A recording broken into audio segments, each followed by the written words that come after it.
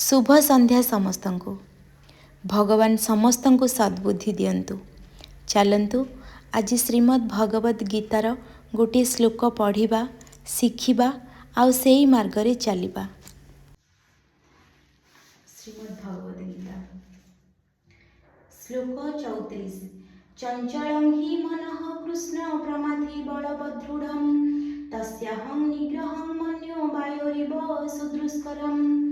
हे कृष्ण, ए मन बड़ चंचल, दुर्दांत, उद्धत एवं खूब बलिष्ठ अटे। एहाकु दमन करिबा मो विचार रे वायु को अटकाइबा भली अत्यंत कठिन व्यापार अटे।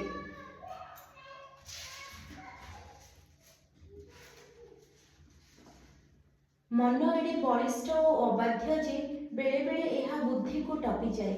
जदिओ एहा बुद्धिर अधीन तथापि एहा बेले बेले ताको माने नाही। ए वास्तव दुनिया रे एक साधारण मानव को जीवन संग्राम क्षेत्र रे अनेक प्रतिबंधकर सम्मुखीन हेबाकु पड़ुची।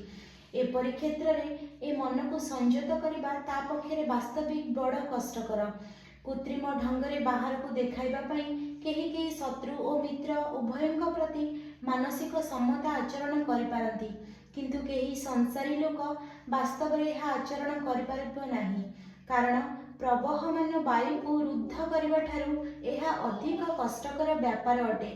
वैदिक साहित्य रे कुहा जायछि, आत्मानं रथिनं विद्धि शरीरं रथमेव च बुद्धिं तु सारथिं विद्धि मनोपग्रहमेव च इंद्रियाणि हयनार्हुर्विषयं स्तेतु गोचरान् आत्मेन्द्रिय मनोयुक्तं भक्तोद्याहुर्मनिखिनः।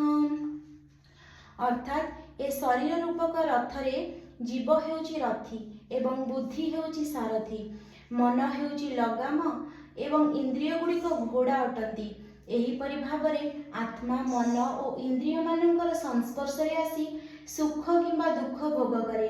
विशिष्ट मनीष वृंद एहीपरि भावरे जानिछंती।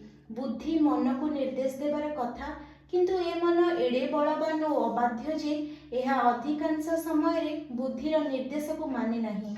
ए प्रकार बलिष्ठ मन को योगाभ्यास द्वारा संयत करिबार कथा, किंतु अर्जुनଙ୍କ भଳି जणे संसारी लोक पक्षरे योगाभ्यास संभव नुहे। अर्जुनଙ୍କ जेतेबेले एभଳି अवस्था, से स्थल रे आधुनिक मानवर कथा बा कोन कहिबा। एठारे जे उपमा दिया जायछि ताहा बड़ उपयुक्त अटे।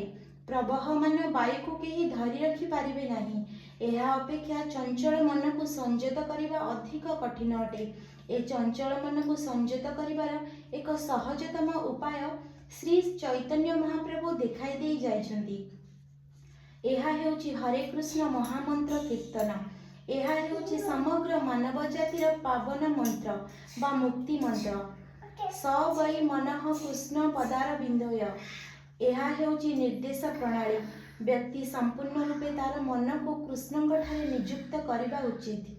ताहा हेले मन केउ आड़े जीव नाही किंबा विचलित हेब नाही। हरे कृष्ण, राधे राधे।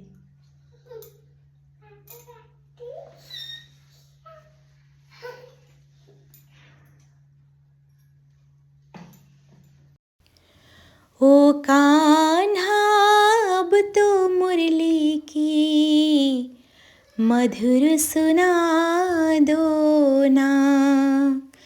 ओ कान्हा अब तो मुरली की मधुर सुना दो ना।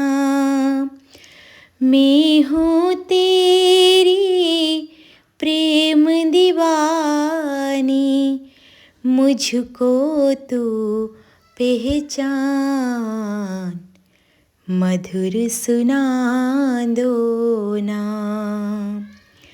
ओ कान्हा अब तो मुरली की मधुर सुना दो ना।